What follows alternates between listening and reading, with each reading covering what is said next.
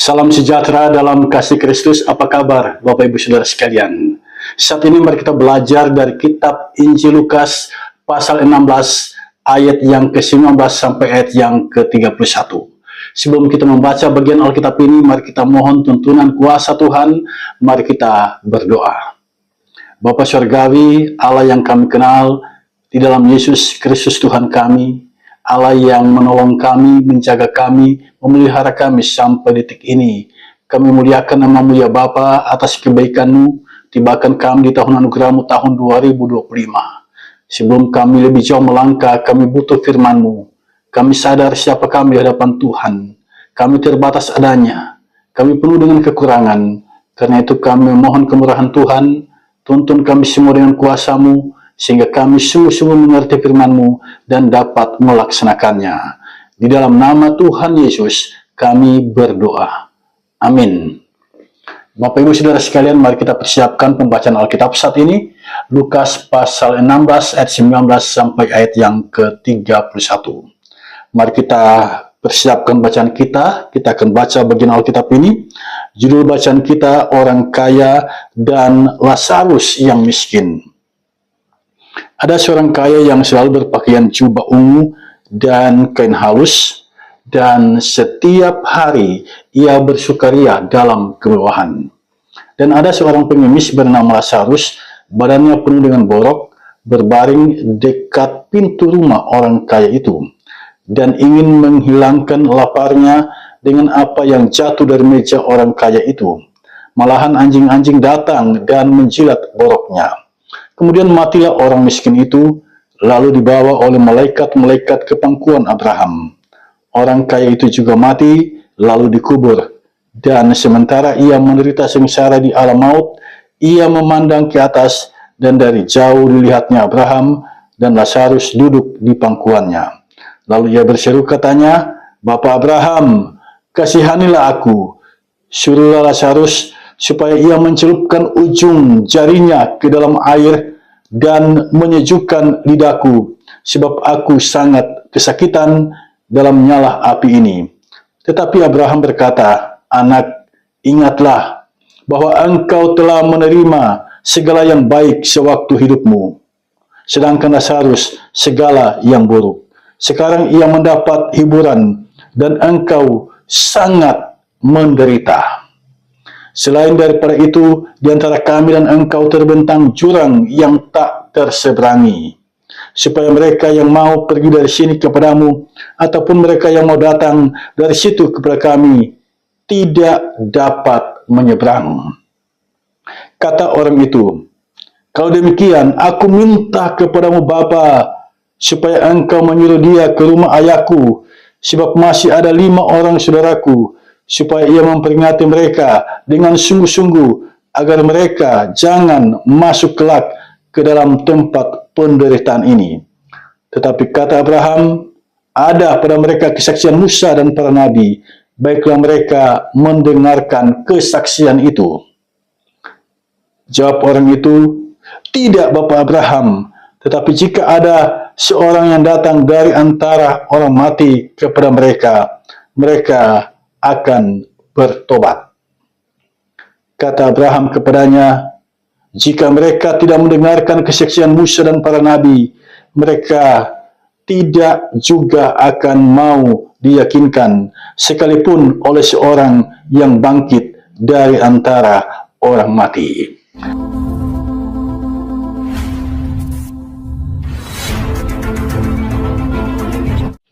Saudara, manusia adalah makhluk sosial. Artinya manusia itu butuh orang lain. Manusia tidak bisa hidup sendiri. Kita butuh orang di luar diri kita. Saat kita lahir, ayah ibu yang merawat kita. Tak ada manusia yang ketika dia lahir langsung berjalan. Tidak ada. Tidak ada manusia yang ketika dia lahir, dia langsung melangkah. Tidak ada. Kita, di saat dilahirkan, kita membutuhkan orang lain untuk merawat kita, memberi makan, memberi minuman, sampai kita menjadi dewasa. Dalam kehidupan masyarakat, kita butuh orang lain. Ada pekerjaan yang dapat kita kerjakan, tetapi ada pekerjaan yang tidak dapat kita kerjakan, dan untuk itu kita butuh orang lain untuk mengerjakannya. Nah, saudara sekalian, tema khotbah saat ini, saat hidup berdiakonialah. Kata sederhana dari berdiakonia adalah berbagi dengan sesama atau memberi pertolongan kepada sesama atau mereka yang membutuhkan. Nah, tema ini menjiwai kajian kita atas kitab Lukas pasal 16 ayat 19 sampai ayat yang ke-31. Lukas adalah seorang sahabat dari Paulus. Lukas berkebangsaan Yunani dan dia berprofesi sebagai seorang tabib di zaman itu, atau dalam konteks sekarang dia adalah seorang dokter. Kitab Injil Lukas ini ditulis oleh Lukas pada tahun 60 sampai 63 Masehi. Sebagai seorang dokter, Lukas menunjukkan perhatiannya pada persoalan kemanusiaan. Keberpihakannya terhadap mereka yang kecil, yang lemah, yang tertindas, dan marginal terlihat jelas dalam tulisannya. Dia bersaksi bagaimana Yesus menaruh kasih terhadap orang-orang yang seperti itu. Dalam perumpamaan Yesus tentang orang kaya dan Lazarus yang miskin yang telah kita baca tadi, hal ini menjadi jelas. Orang kaya diceritakan berpakaian jubah ungu dan kain halus. Saudara, jubah ungu merupakan pakaian yang mewah di kala itu. Yang bisa membeli dan mengenakan jubah ungu hanyalah orang kaya dan pejabat yang memiliki kedudukan yang tinggi. Jadi dari sisi penampilan, orang kaya ini bergaya hidup mewah. Kita tidak tahu siapa nama orang kaya ini, dan Yesus tidak menyebutkannya bagi kita. Tapi yang pasti adalah orang ini bergaya hidup mewah. Dia sangat memperhatikan penampilannya. Dia menggunakan jubah yang sangat mahal, jubah dari kain yang halus, berwarna ungu. Sedangkan si Lazarus, tampilan dirinya sebaliknya. Tampilan dirinya adalah pengemis. Nah, ini hal pertama yang kita lihat di sini. Si kaya mengenakan jubah ungu dari kain yang halus, sementara Lazarus tampil sebagai seorang pengemis karena dia memang miskin. Nah, hal yang kedua, perhatikan ayat 19. Setiap hari orang kaya ini bersukaria atau berpesta dalam kemewahannya. Saya mau katakan ini orang kaya yang luar biasa. Katakanlah dalam konteks sekarang, dia adalah seorang miliarder. Bayangkan saudara sekalian, setiap hari dia bersuka cita. Itu berarti setiap hari ada pesta dalam hidupnya. Mengapa dia bisa melakukan itu? Karena dia memang benar-benar berduit. Karena dia memang benar-benar sangat-sangat kaya. Nah, orang kaya ini, orang kaya yang boros saudara sekalian. Karena dia setiap hari menghabiskan uangnya untuk bersukaria. Sementara Lazarus untuk mendapatkan sesuap nasi saja begitu sulit. Setiap hari Lazarus hanya berbaring di dekat pintu rumah si kaya dan mengharap pertolongan untuk mendapatkan apa yang jatuh dari meja si kaya. Jadi si kaya ini berkelebihan, sementara Lazarus berkekurangan. Jadi dua dunia yang paradoksal. Nah, yang ketiga, perhatikan ayat yang ke-21. Si kaya memelihara anjing. Itu berarti setiap hari dia memperhatikan makanan dan minuman anjingnya. Sementara Lazarus tidak mendapat perhatian seperti anjing-anjing yang mendapat perhatian dari si kaya ini. Malahan, si kaya ini membiarkan anjingnya menjilati borok atau bisul bernanah dari Lazarus. Nah, sampai di sini kita melihat dua sisi kehidupan yang kontras.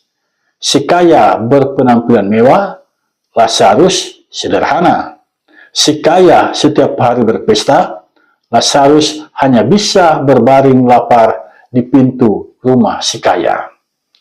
Si kaya lebih menaruh perhatian pada anjingnya daripada memberi perhatian pada Lazarus yang penyakitan. Hanya ada satu yang sama dalam kehidupan si kaya maupun si Lazarus. Apa yang sama? Apa yang sama dari kehidupan si kaya dan si Lazarus? Apa yang sama?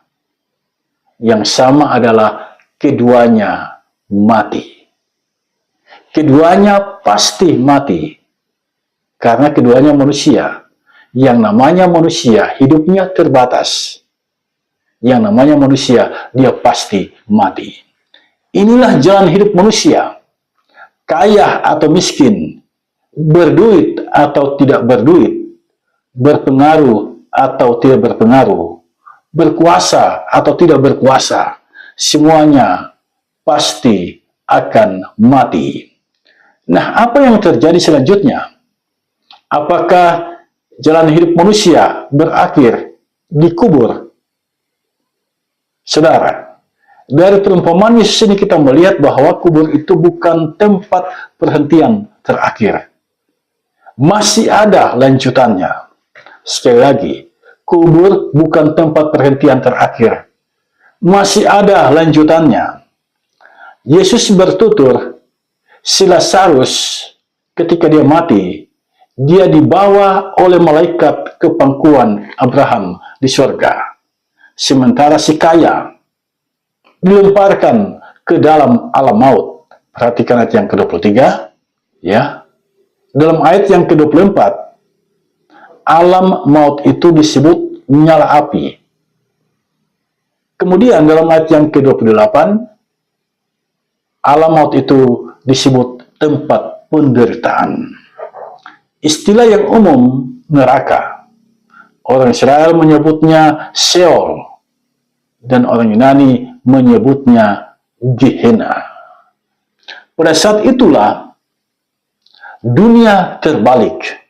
Selama di dunia, si kaya tidak pernah mendekati atau minta tolong kepada Lazarus.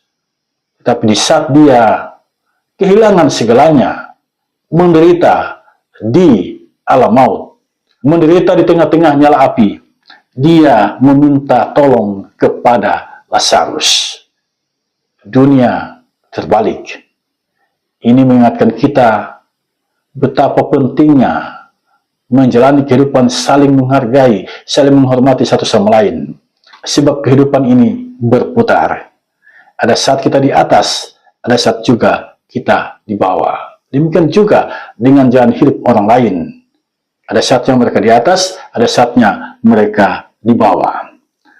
Di alam maut, si kaya meminta tolong agar Lazarus diizinkan mencelupkan ujung jarinya ke dalam air dan menyejukkan lidahnya. Nah, apakah itu mungkin? Jawabannya tidak. Di sini Abraham menjelaskan, pertama, Lazarus menderita di dunia.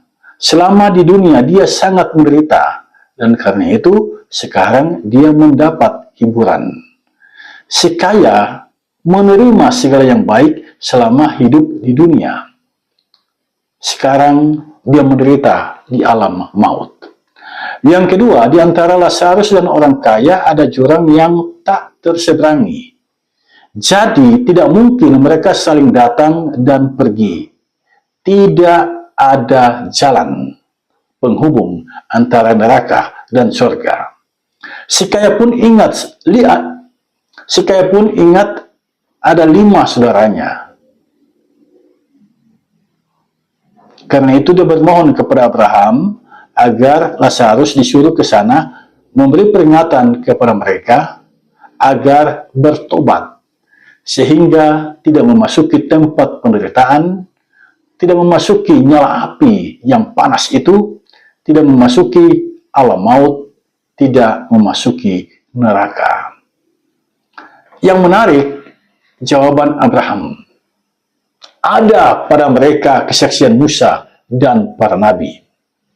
Mendengar kesaksian Musa dan para nabi itu sebenarnya sudah cukup. Namun si kaya ini ngotot agar Lazarus dibangkitkan dan pergi memberi peringatan kepada saudara-saudaranya. Namun permintaan itu ditolak oleh Abraham. Menurut Abraham, jika mereka tidak mendengarkan kesaksian Musa dan para nabi, maka mereka pun tidak mau diyakinkan, sekalipun oleh orang yang bangkit dari antara orang mati. Saudara, dari ulasan kebenaran firman Tuhan saat ini, kita menemukan beberapa pesan penting di sini. Yang pertama, orang yang pelit dan tidak mau berbagi dengan sesama tidak pantas masuk surga. Si kaya yang berpenampilan mewah dan selalu bersukaria disebut oleh Yesus berada di alam maut atau neraka. Ini bukan berarti kita harus berpenampilan seperti Lazarus. Maksud dari Yesus berpenampilan mewah tidak melunturkan kepekaan dan kepedulian terhadap sesama. Yang kedua, manusia siapapun dia, mesti kita hormati dan perlakukan secara manusiawi. Kita mesti punya kepekaan dan solidaritas dengan sesama manusia. Lalu pelajaran apa yang dapat kita petik dari teks Lukas pasal 16 ayat 19 sampai ayat yang ke-31? Saudara, saya mencatat beberapa hal penting di sini. Yang pertama, penampilan diri harus seimbang dengan penampilan kasih. Harap kita mengingat ini. Bagi mereka yang suka ke salon, yang suka berpenampilan baik, dengan busana yang baik, kita diingatkan, silakan berpenampilan seperti itu. Tetapi ingat, penampilan diri harus seimbang dengan penampilan kasih. Si kaya di sini gagal. Setiap hari di rumahnya adalah seharusnya miskin, berbaring di samping pintu rumahnya. Tetapi si kaya masa bodoh. Dia tidak peduli. Tidak mendatangi Lazarus, tidak berkomunikasi, dan tidak memberi pertolongan. Si kaya merasa kelasnya beda dengan Lazarus. Karena beda, si kaya tidak menemui si Lazarus. Saya tidak tahu bagaimana dengan Anda. Apakah penampilan dirimu keluar masuk salon seimbang dengan penampilan dirimu pekah dan suka menolong orang yang susah? Yang kedua, bersukaria setiap hari boleh saja. Bukankah kita dianjurkan bersukacita senantiasa? Tetapi tidak elok jika kita bersukacita sementara di dekat kita ada yang kelaparan. Berilah mereka makan. Berilah makan orang-orang yang lapar. Baru engkau pantas bersukacita atau bersukaria. Berdiakonialah bagi mereka yang lapar dan membutuhkan pertolongan. Yang ketiga, hidup manusia itu ibarat roda pedati. Ada saat kita di bawah, ada saat juga kita di atas. Di dunia, Lazarus di bawah. Tetapi selanjutnya, dia di atas bersama dengan Abraham ketika dia berada di surga. Camkanlah, jangan pernah meremehkan sesamamu. Yang keempat, hiduplah sesuai firman Tuhan. Itu yang menjadi pelita bagi kita, sehingga kita tidak tersesat, percaya sepenuh hati kepada Tuhan. Kitab Lukas pasal 16 ayat 19 sampai yang ke-31 ini sesungguhnya menunjukkan kepada kita kehidupan manusia yang egoistik, mementingkan diri sendiri. Inilah tabiat manusia pada umumnya, karena itu mereka pelit. Tuhan yang kita sembah tidak pelit. Dia maha murah, dia maha kasih. Relasi antar manusia bukan seperti si kaya memperlakukan Lazarus yang miskin. Tuhan tidak suka relasi seperti itu. Relasi Tuhan hamba, relasi atasan bawahan. Buatlah relasi yang egaliter. Kita semua sama di mata Tuhan. Kita semua sama di hadapan Tuhan. Karena itu, relasi kita harus egaliter, harus sama. Kepada siapapun, kita harus memandang mereka sama dengan kita. Kedudukan mereka sama dengan kita. Akhir dari kehidupan mementingkan sendiri, kita lihat dalam teks Lukas pasal 16, ayat 19 sampai ayat yang ke-31, ternyata tidak baik. Ambillah hikmah dari perumpamaan orang kaya dan Lazarus ini. Hiduplah dalam kasih, sehingga kita memperlakukan sesama dengan kasih dan penuh hormat. Selagi kita hidup di dunia, jangan terulang kisah orang kaya ini. Ada orang lapar di dekatnya, tetapi dia tidak datang berkomunikasi dan memberikan pertolongan kepada orang yang lapar itu.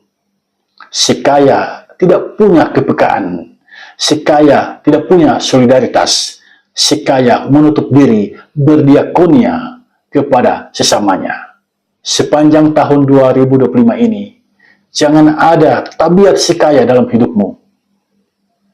Bertumbuhlah sebagai pribadi yang peka melihat sesama, melihat penderitaan sesama, yang berbelas kasihan dengan sesama, yang mau berbagi dengan sesama.